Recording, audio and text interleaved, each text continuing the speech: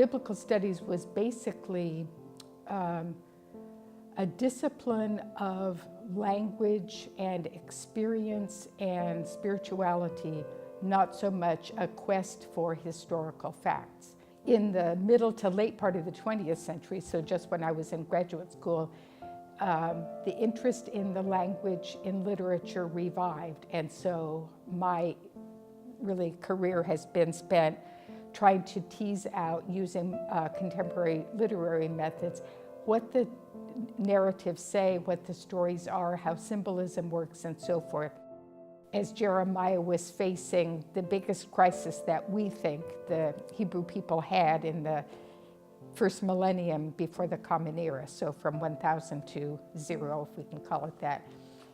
Jeremiah lived at the time of the greatest crisis, and so the book of Jeremiah has 52 chapters of his struggles to talk about, to preach about, to agonize over, to scold, to praise the people that he's dealing with. So my quest is always to try to understand that language, factor it, understand its ways of addressing the people that he addressed. So Jeremiah's intended audience, 6th century people that lived in Jerusalem mostly, but then also using philosophy to try and understand how moderns, people like us, can say, oh, that works for us too.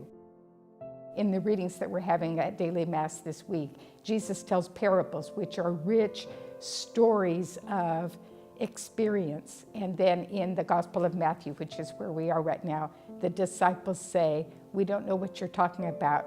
And so then what he does, Jesus reaches for a classic Greek mode of explanation and turns a sort of complex, mysterious parable into an allegory and explains it.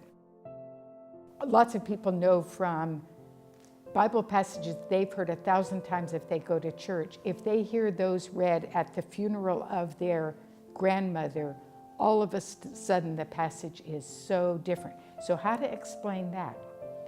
Did the passage change? No, the ears changed of the reader and the heart of the reader changed. Is the passage just about Granny? No, it's about much more than that. So how to assemble a toolbox full of wonderful tools so that an adept reader can hear all of that and then share all of that too, because most of our students aren't doing this just for personal enrichment. They want to share their resources with other people.